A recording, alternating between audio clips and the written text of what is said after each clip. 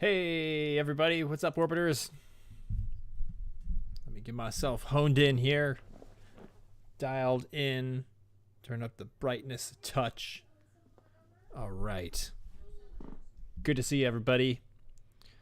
As per tradition, I have been declared a noob by Josh, just like every week, and he's not wrong. But yeah, welcome to the Orbital Alliance live stream. If you're brand new with us, welcome. If you've never been on the stream, every Wednesday night at 8 p.m., we kind of just talk about all things space. We talk about space news, answer space questions, and if we don't know them, we look them up. That's sort of the nutshell description of what you can expect for tonight. It's kind of like a one-person podcast with an audience.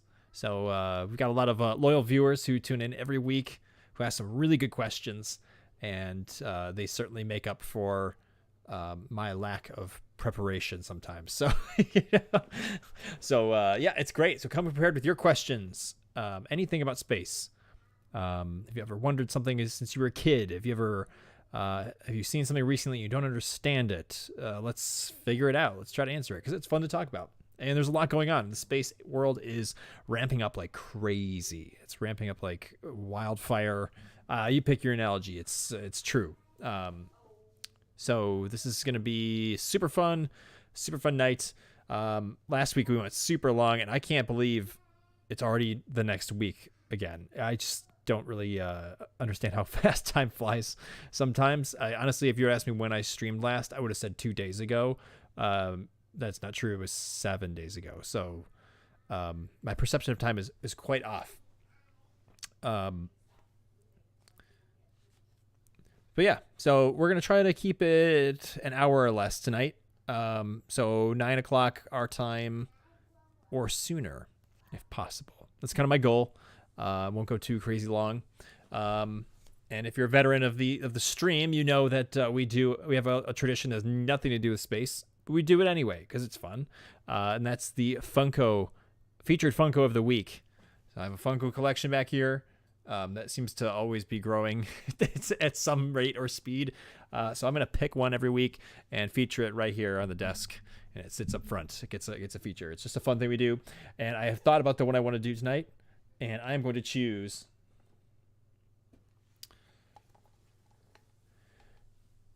the Winter Soldier.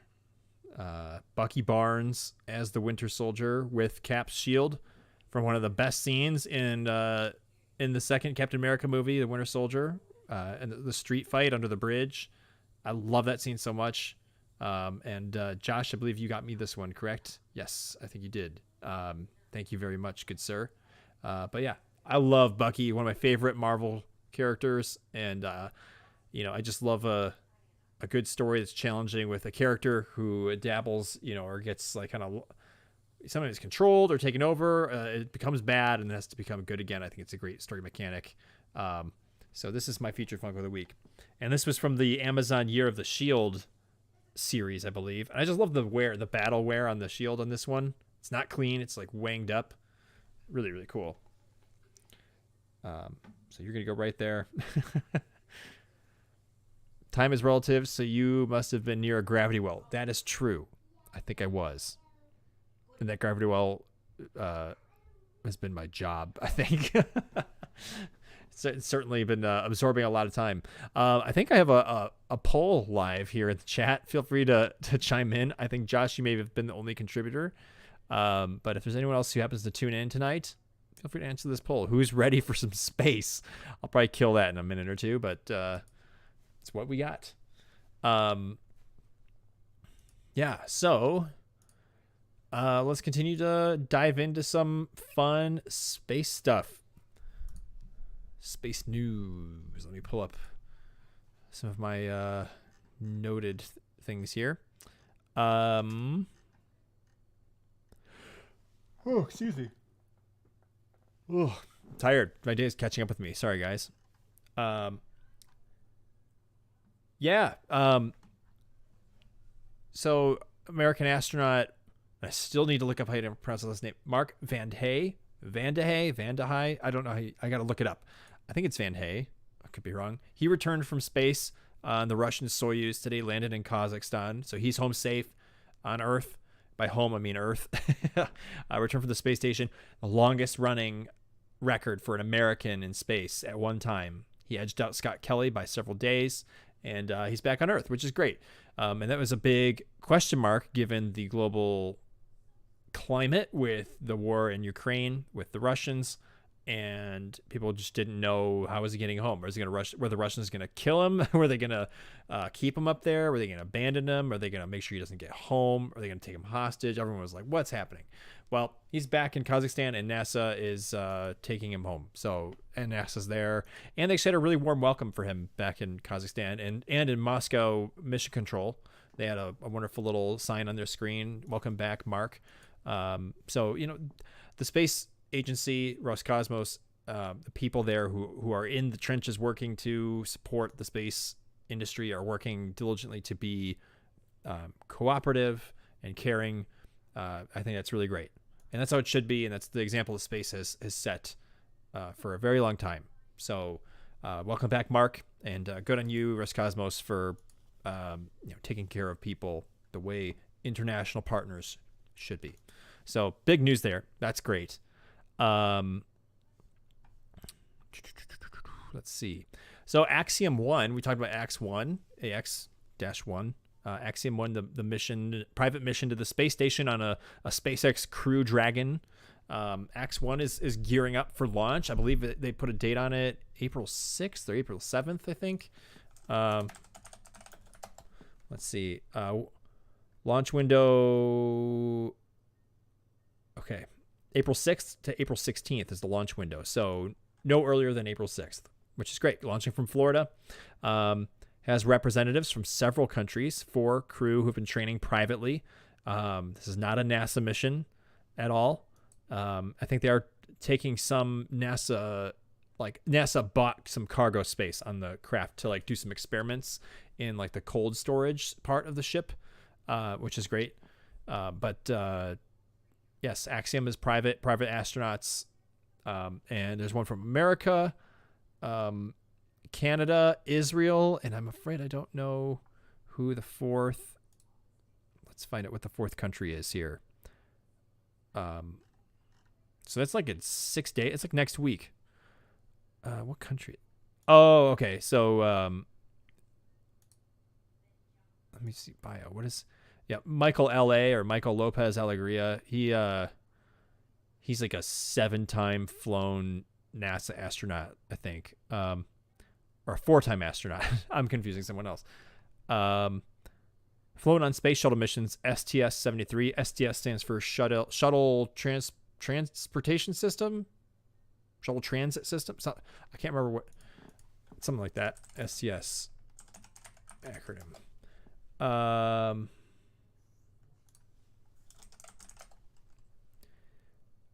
Space Transportation System, but it refers to the space shuttle. So STS, Space Transportation System. So he's on mission STS-73, STS-92, 113, and then he went on a Soyuz, a Russian Soyuz ship to the space station on Expedition 14. And the space station missions and crews rotate on expeditions, and I believe they're on 68 or 69 right now, but 14. So it was a while ago. So yeah, very experienced astronaut who's the commander for AX-1. So he represents. Oh, it's Spain. Okay, so United States and Spain, and then Larry Connor is. Yeah, I'm gonna share my screen with you guys real quick. Hold on. Let's throw this over here. Scoot the screen. This will just be easier. There we go. Here's the crew. So Michael Lopez Alegria on the left, Larry Connor, who's representing the United States. He's an entrepreneur and a nonprofit activist investor. So he's probably funded a lot of this mission. Eitan Stibbe, he's Israeli, impact investor and philanthropist, another wealthy gentleman. Then Mark Pathy, who's Canadian, an entrepreneur, investor, and philanthropist. So these guys are just loaded, and they probably have been funding Axiom and its missions all the way here. So pretty cool. So those are the guys that are going to space on X1. Look at those suits. Those are pretty cool. I like those. The badge is awesome. I love how they made the badge here. The solar arrays of the space station are the different flags. Oh, this is like a video. Go back. It's just a play button. There's no scrubbing.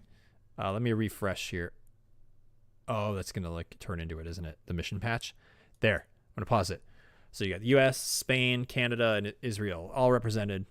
Again, it belongs on the space station. Different flags. It's cooperation internationally. So I'm going to throw it back to my screen here. So X1's coming up soon. And we talked a little bit about SLS, not STS, but SLS, Space Launch System, which is NASA's new craft that has been rolled out to the launch pad 39B at Kennedy Space Center. More and more photos every day keep coming out of it from space photographers. Really cool stuff. I heard they announced that they will be doing... so that's Artemis 1. That's part of the new Artemis program. Artemis 1 will be launching no earlier than June 6th, 2022.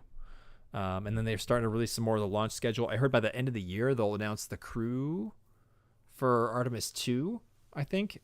That's a crewed test. Are they going to announce it soon at some point? So that'll be exciting. Maybe it's sooner. I might be remembering that incorrectly. So that's pretty great. Let me reopen some stuff here.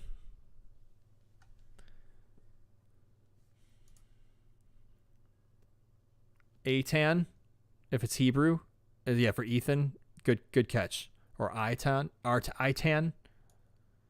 Okay, yeah, you might know more than me. If you're just tuning in, welcome to the stream, everybody. My name is Nick. If you don't know me, and we talk about space stuff. So if you got space questions, throw them in the chat. Let me know, or just say hi. I'd like to say hi. I'm looking up currently some stuff about space. Let's see. Yes, SLS. Mark came back home. I saw this is also another international cooperation moment. I think the expedition may have just changed over. So what happens when they do that is every expedition there's a commander that's designated on the International Space Station, and the commander could be really anybody, but they have to be a veteran of a crewed mission to the space station. And I don't know how they select them. I think their performance certainly plays a huge part. How well they are they a team player, all that stuff. And they are from all different countries. Take control of the space station. They don't control it, but they command it. They're the leader. It's just a point person. Every astronaut on the space station is capable of operating the space station because they train for it. But the commander, they are designated point person, and those people know who those people are going to be ahead of time. So like, if a group of astronauts and cosmonauts are training, they know that, hey, in like 9 months or in a year or 2 years, like this person is going to be the commander for me. So I better learn how to respect that person in a different way. So that way, one day when the expedition changes over, they do hand over a key. It's like a key or like a prop to the next commander. They like physically hand it off. They have a ceremony. It's broadcast, and they hand it over to the next person. And they shake hands, and it's like you're officially the commander now. And it's a huge responsibility and a very, very honoring one. And it's been handed to several different countries. Obviously, a lot of them are Russia or American from the United States, just because there tend to be more crew members from that. But they're from all over. They've been Canada, Italy, England, I'm sure. Has there been English? It's been so many. But they handed over... it was Anton Skaplarov of Russia handed it over to Tom Marshburn, who's been on the space station for a while. He's a 3-time veteran astronaut. So he's now the commander, Tom Marshburn, which is great.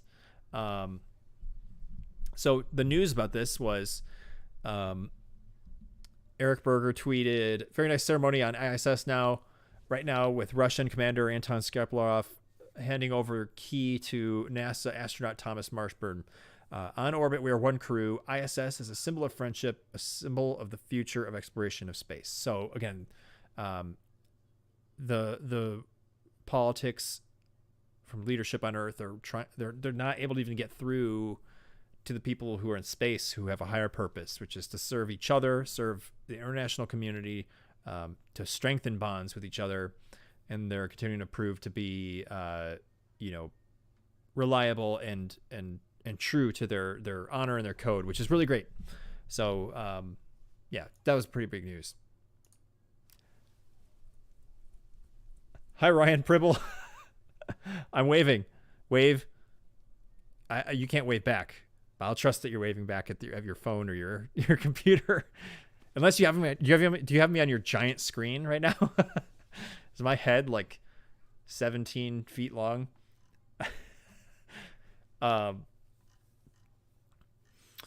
Yeah. So big stuff.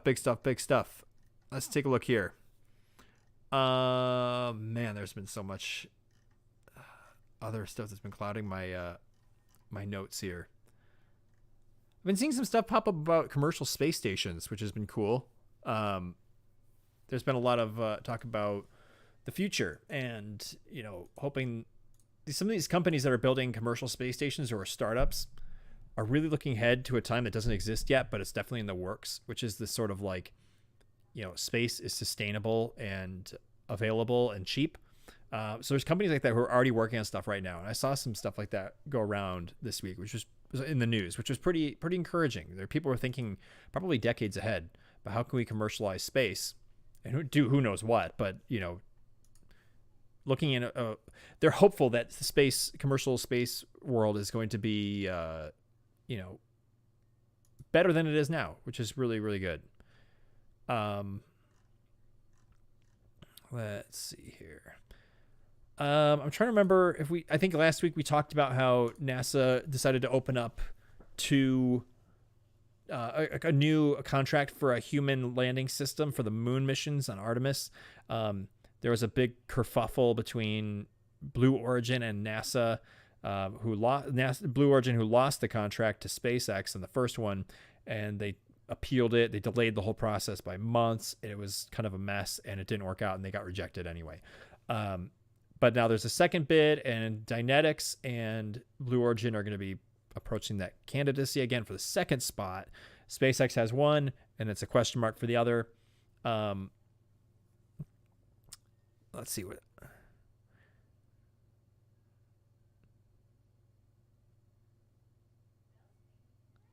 Sorry, reading up on something real quick to make sure I had this right. It was kind of worded interestingly. Yeah, so there was a guy on Twitter that I came across that I think had an interesting point about Dynetics, a lesser known, space organization, who pitched a habitation module and a landing module, for crew to take to the moon, like people. This guy, Cosmic Andrew 1 on Twitter, said, "I find it unlikely Dynetics doesn't win the new lander contract. Everyone else is starting from scratch, and they have addressed their mass issue, no more drop tanks, 100% reusable, and a solid plan to make landing on the moon a sustainable endeavor." I don't know who Andrew is, but I thought it was an interesting read, whether or not it was true. Something to consider, especially since I didn't know anything about Dynetics and their proposal. But if their craft indeed is becoming more reusable and they've solved some problems with, the ship's mass and sustainability and reusability, then that sounds like a compelling argument for NASA. They want it to be cheap and effective and functional. And cheap, not as in like breakable, but cost effective is probably the more accurate term. Because again, Congress is paying for this, so they really got to appeal to Congress. So something interesting there. And I think Blue Origin really needs to push on their, they've really got to figure it out because they've been behind the 8 ball quite a bit. And just a reminder, Blue Origin is Jeff Bezos of Amazon, the founder of Amazon, his company. Let's see. I've been seeing a ton of space station photos going around on Twitter. That's been really cool. A lot of people pulling off some amazingly clear images, and that's really tricky to do. I've attempted it myself. It hasn't turned out great in a lot of ways, or it's, I don't have the right equipment. But there's a lot of people out there who are pulling off some amazing photos. And I feel like it's just been more and more. Like, just more people doing astrophotography. There's more people doing space station photography than ever before. It's a changing world. 10 years ago, very few people were doing astrophotography because even the gear wasn't that readily available. You had to have some specialized gear, and you still do. But it's just like 10 years, a decade, or 20 years, last 20 years, people have been able to move in that world more easily, and for much more cheap of a cost. So it's been really cool to watch. Let's see. Looking for more notes here.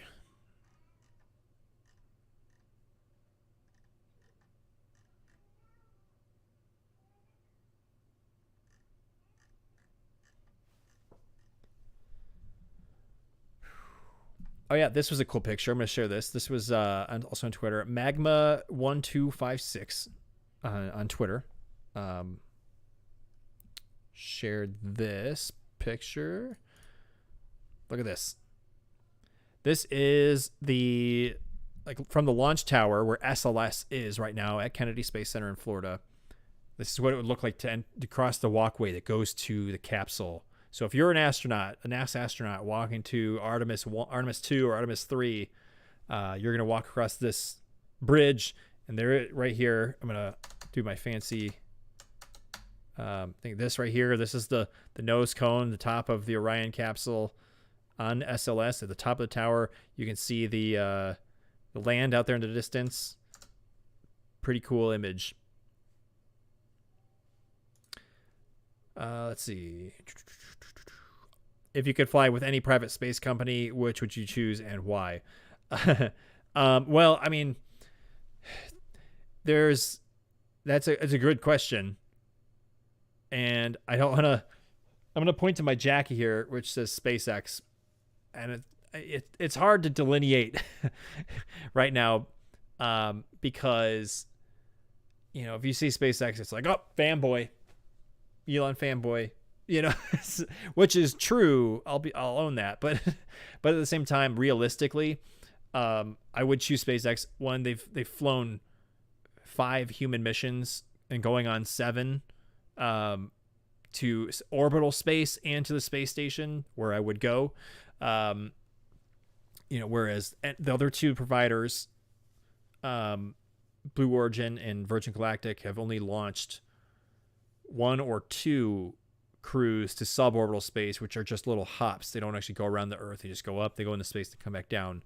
You get like 4 minutes, and it's just not that amazing of an experience. I think it would be great. I would go. Don't get me wrong, but it's certainly not as developed. So kind of like if you want to go to space, the only real option is SpaceX right now, and that will change soon. It will change very soon. But to answer your question, because I am, yes, a SpaceX fanboy, and 2, because it's the most viable option, the most safe and proven option, SpaceX for sure. That'd be my answer to the question. Good question. Let's see other space stuff. Oh man, sorry, yawning like crazy tonight. I'm not sure I had much other space news that I remember seeing. I think just about everything I saw. Like, oh no, there was a huge thing that happened today. NASA announced a new finding from Hubble. So even 32 years later, almost to the month or day even, Hubble Space Telescope is still providing new forms of information for us to interpret about the universe, helping us determine the age of the universe, the lifespan, and how the universe works. Even while James Webb Space Telescope is out there, like getting ready to, break down all the walls of exploration, Hubble still providing great data for us. And today they released an image that showed a star that they've never seen before. That is now the furthest I think they've ever seen. It's like 12.9 billion light years away. And they think that one is, because the universe is constantly expanding, that particular star is moving away from us and is now up to 27 billion light years away. or something like that. It's another one of those mind-blowing things, and I don't understand exactly all the concept of universal expansion. But the only way they were determining they found this star, they couldn't see it just peering into space. They saw the star because galaxies are in the way between us and this star, and their gravity is so intense that it bends light, and it creates a lens. And they were able to do gravitational lensing, and it bends the light like around the galaxy. So like, if does that make sense? Like, so we can see the galaxies and the stars like behind it, but the gravity is so intense that light bends over 13 billion light years distance away. It bends over and makes it to us where we see it. So we're seeing that star as it was almost 13 billion years ago. And we've just seen it. So it's kind of, again, redefining our sight and how far into the universe we're seeing. So pretty big news. A cool finding, and I don't understand what it means really. You know, and who knows what that star is, probably long dead. You know, who knows? It could be. Apparently it's 50 times larger than Earth, which is also, or no, Earth, our sun. So it makes our sun seem like a little pebble, and it's like this big ball of gas. And again, I don't even know how they determine that. There's got to be some margin of error, you know, here or there for determining how big a star is, how old it is, how far away it is, what direction it's moving. Has it died yet? It's just crazy. But who knows? I think they said they're going to point Webb at it at some point and learn more about it. So I'm sure Webb will just make it super clear, you know, to some degree, like what's going on in that area of the sky. And again, it's like this tiny little narrow, like pinpoint section of the sky.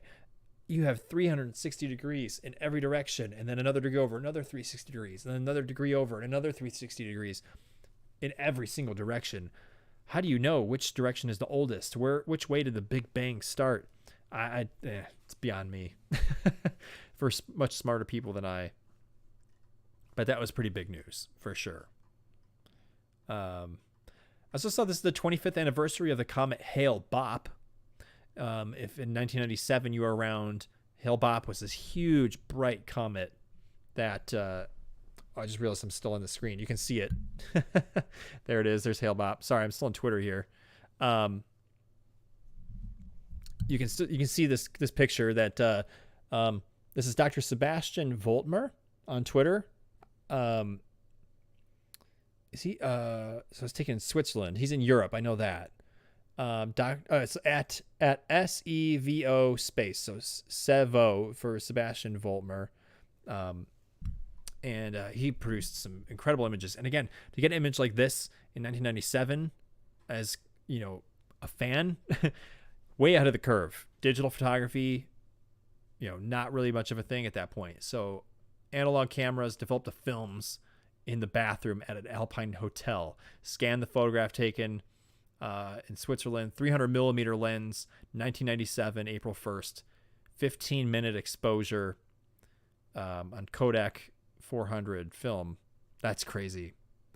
Let's go back here. I mean, I remember Hailbop is one of the fundamental things for me and why I got into space. I saw it as a kid. I was 7 years old in 97. I was born in 1990. And, you know, I remember we went to a restaurant, we left, and my parents or somebody said, look at that. And I looked up and I was like, what's going on? What is that thing? And I was staring at it the whole way home. I couldn't believe it. And I don't remember seeing it much after that. But I just remember seeing it in the car. So that memory is kind of seared into my mind. And I got so interested in space after that, just because of that comet. You could see it with your naked eye. You didn't need binoculars or a telescope. It was like, bang, there's like this glowing thing in the sky. Really, really cool. Did Halley's Comet really kill Mark Twain? I'm going to close this poll, by the way. I don't know. What is that referring to? Was there like some kind of a you might have to explain that one. I don't know anything about that.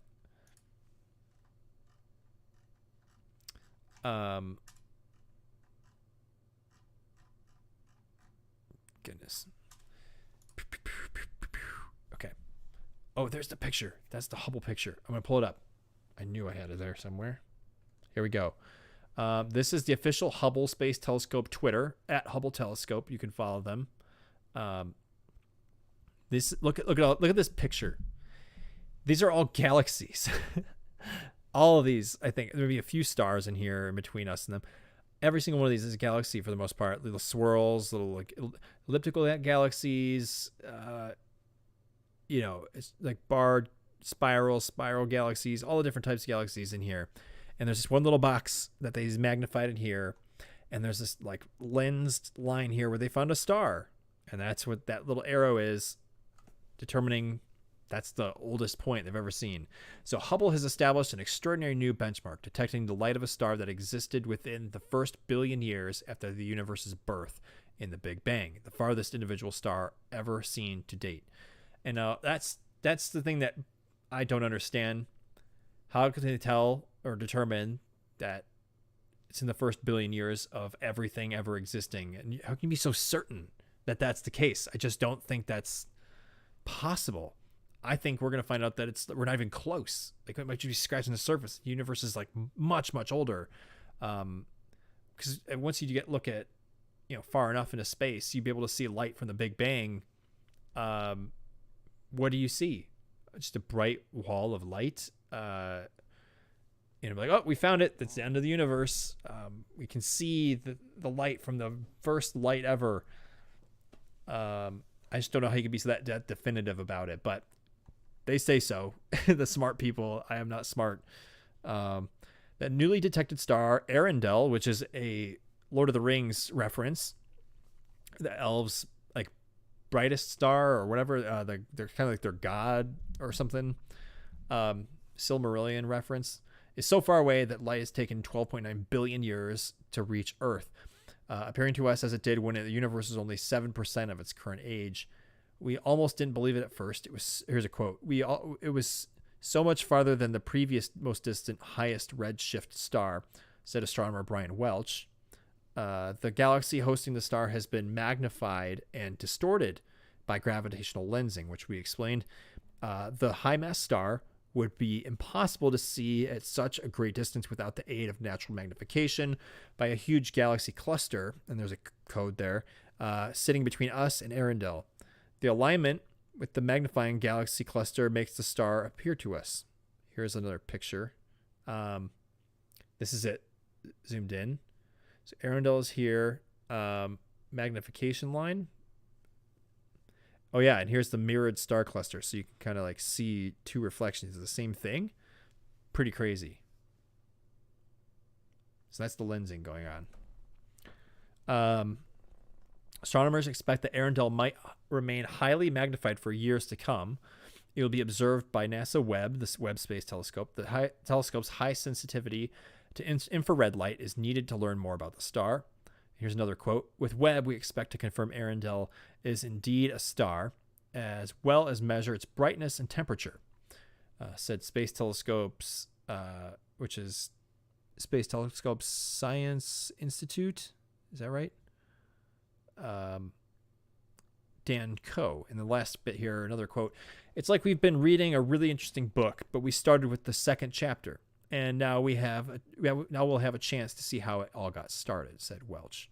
So there's the quote. Sorry for the long-winded read there, but it's pretty cool. Pretty cool stuff. Let me get back to here, Josh. It comes like every 7 years. He was born and died during its visits, and apparently he got very scared if its return would kill him, and he did in fact die or something to that effect. Interesting. Often does... Yeah, Halley's Comet. I still don't know how you say it. Every 76 years. So, yeah. I maybe there's some people cursed by the comet as it comes around. It sounds like Mark Twain was it. So that's pretty intense. I never heard that.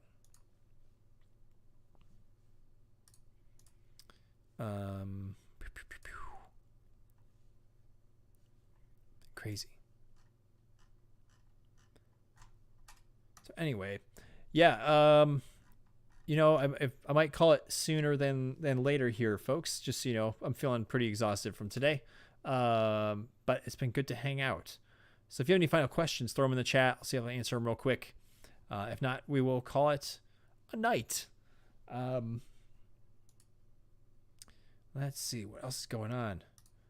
I know I've been mentioning a lot in the last couple of weeks. Like, it's just been so cloudy here, and the weather's been so like temperamental for spring, which is normal for Chicagoland. But I've been wanting to get out and do some astro photos for certain opportunities. But every time there's something good, it's cloudy. There's every time it is clear, it's kind of just like a boring night, just of like a few stars here or there, which is not really like that photogenic, especially in the suburbs where there's a lot of light pollution. So I've been really bummed about not being able to do some astro photos. The next big attempt I have is at the end of May. I'm going on a trip to do some Milky Way stuff, and my big goal is to do some time lapses and shoot a bunch of photos in sequence for like a whole night or something like that, and get some really cool shots of the Milky Way rising over like 4 or 5 hours, and see how that goes. I've never done that before, but I really, really want some of that photography to be done. So that's my big goal, and I'm really looking forward to that. I think it'll be great. So that's in like 2 months as of this weekend, I think. So, woohoo. Yeah, and April is coming up. April's right around the corner. That's pretty crazy. So looking forward to May, when it's less rainy, cold, and with hopefully clearer skies. So, all right, I'm feeling another yawn coming on. Whew. Oh, goodness. Sorry, everybody. Cool. Well, I'm going to call it. It's 8:40. That feels good, like a good spot. So thank you all for tuning in. If you're new to the Orbital Alliance, be sure to drop a subscribe, click down below, and give the video a like if you enjoyed it. Be sure to tune in every week at 8 p.m. Central Time, where we will be right back here on the live stream talking about space. Bring your space questions and space discussion points, space theories, anything about space. We'll talk about it. And be on the lookout for new videos as they come out too on the channel. Would appreciate that very much if you'd return and come say hi. Good stuff. Astrophotography, space discussions, everything in between. And space product reviews now. We have Space Coca-Cola product review on the channel. Be sure to check that out too. And a parting noob from Josh. Coming from a noob, that means a lot. Cool. All right, everybody. Good to see y'all. Have a great week. Stay safe wherever you are in the world, and whatever that means for you. I hope you guys are doing well, and we'll see you all next time, 8 p.m. Central here on YouTube. All right, guys. See you all on the other side.